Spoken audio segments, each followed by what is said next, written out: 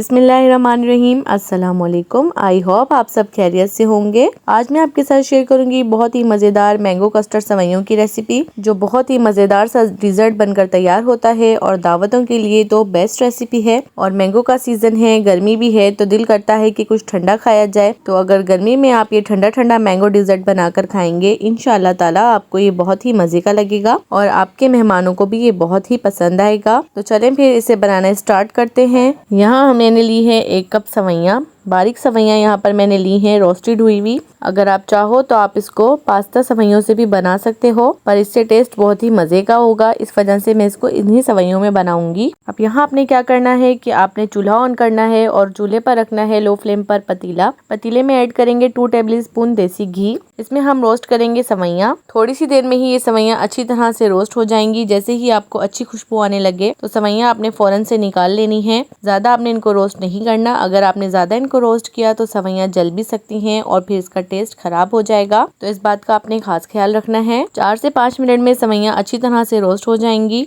वैसे तो सेवइयाँ रोस्टेड है, पर चम्मच चलाते हुए आपने सेवइयों को अच्छी तरह से रोस्ट कर लेना है, तकरीबन 4 से 5 मिनट के लिए। 4 से 5 मिनट बाद अच्छी तरह से सेवइयाँ रोस्ट हो गई हैं और खुशबू भी बहुत अच्छी सी आने लगी है और कलर भी इनका थोड़ा सा चेंज हो गया है। तो अब इस स्टेप पर हम इन्हें बाहर निकाल लेंगे। अब इसी पतीले में आपने ऐड करना है 1 लीटर फुल फैट मिल्क। यहाँ मैंने फुल फैट मिल्क लिया है। आप चाहें तो आप गाय का दूध भी यूज कर सकते हैं, पर अगर आप फुल फैट मिल्क से ये डिजर्ट बनाएंगे तो ये डिजर्ट बहुत ही मजे का बनकर रेडी होगा और बहुत ही ज्यादा क्रीमी बनेगा। अब इसे हम अच्छा सा बॉयल आने देंगे। जैसे ही दूध में अच्छा सा बॉयल आ जाएगा तो इसमें ऐड कर देंगे 2 टेबल स्पून चीनी और इसे अच्छी तरह से मिक्स करेंगे। आप चाहो तो आप इस स्टेप पर इलायची पाउडर भी ऐड कर सकते हो, पर मैंने इसमें ऐड नहीं किया है। अगर आपको इलायची की खुशबू पसंद है तो आप इसमें ऐड कर सकते हो। कंटिन्यू चम्मच चलाते हुए चीनी को दूध में अच्छी तरह से डिसॉल्व होने देंगे और चम्मच चलाते रहेंगे। अब जब चीनी दूध में अच्छी तरह से डिसॉल्व हो जाए तो दूध को थोड़ा सा पकने के लिए छोड़ देंगे। जब तक दूध पक रहा है हम यहाँ पर एक बहुत ही मजेदार सा मिक्सचर तैयार कर लेते हैं। अब यहाँ आपने एक बाउल के अंदर लेना है कॉर्नफ्लोर। आप चाहो तो आप इसकी जगह कस्टर्ड पाउडर भी यूज कर सकते हो, पर मैंने यहाँ पर कॉर्नफ्लोर का यूज किया है। और इसमें ऐड कर देंगे 1/2 कप दूध। ठंडा दूध आपने इसमें ऐड करना है, गर्म दूध आपने इसमें ऐड नहीं करना। उसके बाद हम इसके अंदर ऐड कर देंगे ऑरेंज फूड कलर के 2 से 3 ड्रॉप्स।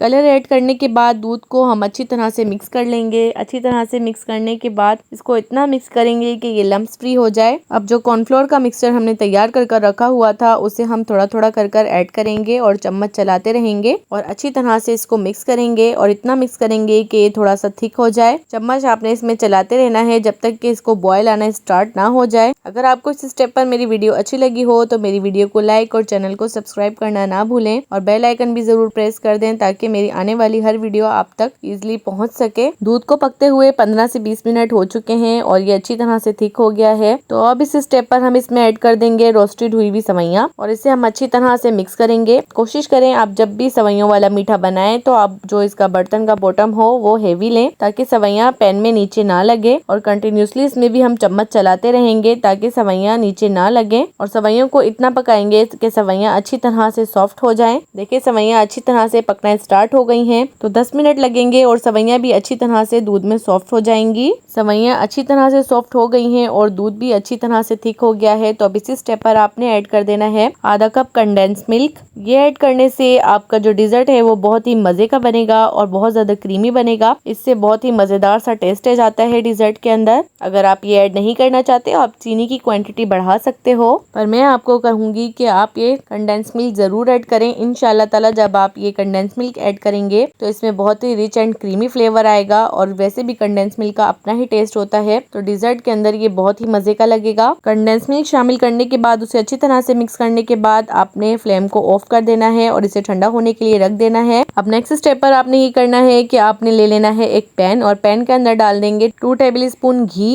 घी के अंदर हम ऐड करेंगे कुछ नट्स। हमने नट्स को थोड़ा सा रोस्ट करना है ताकि खुशबू बहुत ही अच्छी सी आए। जब हम देसी घी में नट्स को फ्राई करते हैं तो इनका टेस्ट बहुत ही मजे का होता है और ये बहुत ही ज्यादा क्रंची बनते हैं। हमने इनको थोड़ा सा क्रंची करना है, तो यहाँ मैंने कुछ बादाम लिए हैं और कुछ पिस्ता लिए हैं। आप चाहें तो आप काजू और खोपरा भी यूज कर सकते हो। सबसे पहले हम ऐड करेंगे बादाम और पिस्ता। किशमिश को हम लास्ट में ऐड करेंगे क्योंकि किशमिश का और बादाम पिस्ता का जो रोस्टिंग टाइम है वो अलग अलग होता है, तो इसलिए सबसे पहले हम बादाम और पिस्ता को अच्छी तरह से रोस्ट करेंगे और उसके बाद लास्ट में हम ऐड करेंगे किशमिश। जैसे ही बादाम और पिस्ता अच्छी तरह से रोस्ट हो गए हैं तो अब मैं इसमें ऐड कर रही हूँ किशमिश, और किशमिश को हमने इतना रोस्ट करना है कि ये अच्छी तरह से फूल जाए। फ्लेम ऑफ कर देंगे और ये अच्छी तरह से रोस्ट हो गए हैं, इन्हें हम एक प्लेट पर निकाल कर साइड पर रख देंगे। अब जब तक कस्टर्ड ठंडा हो रहा है, यहाँ पर मैंने लिए हैं 2 आम। मैंने यहाँ पर 2 बड़े साइज के आम लिए हैं। अगर आपके पास छोटे आम हो तो आप 3 यूज कीजिएगा। मैंने आमों को अच्छी तरह से धोकर पील ऑफ कर लिया है और इसे इस तरह से मैं क्यूब्स में कट कर दूंगी। 2 आम को हम अच्छी तरह से क्यूब्स में कट कर लेंगे। इस तरह से आपने इसकी कटिंग करनी है। बहुत ही इजीली इसकी कटिंग हो जाती है और ये दिखने में भी बहुत ही खूबसूरत लगते हैं। इस तरह से आप भी इसकी कटिंग कीजिएगा डिजर्ट के लिए, तो ये बहुत ही जबरदस्त लगेंगे। तो यहाँ देखें, मैंने सारे मैंगोज की अच्छी तरह से कटिंग कर ली है और इन्हें क्यूब्स में कट कर लिया है। अभी से ही ये इतने खूबसूरत लग रहे हैं, जब ये डिजर्ट में जाएंगे तो ये बहुत ही जबरदस्त लगेंगे। यहाँ पर आपने आधे क्यूब्स एक बाउल में ले लेने हैं। अब हम इसकी तैयार करेंगे मैंगो प्यूरी। तो यहाँ पर मैं इसमें ऐड करूंगी 2 टेबल स्पून चीनी। आप चाहो तो आप इसमें ऐड करो, आप नहीं ऐड करना चाहते वो भी आपकी मर्जी है। और इसमें ऐड करेंगे 2 टेबल स्पून लेमन जूस।